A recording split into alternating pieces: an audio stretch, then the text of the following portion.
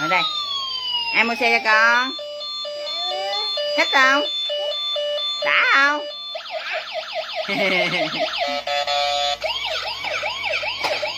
Ừ. Ừ. Ừ. Cầm lên chơi.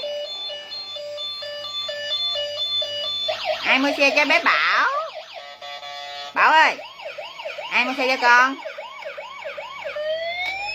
Xe gì? Chú Hương.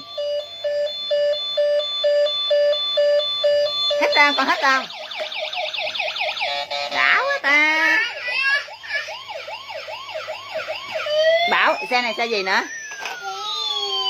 Xe này xe gì?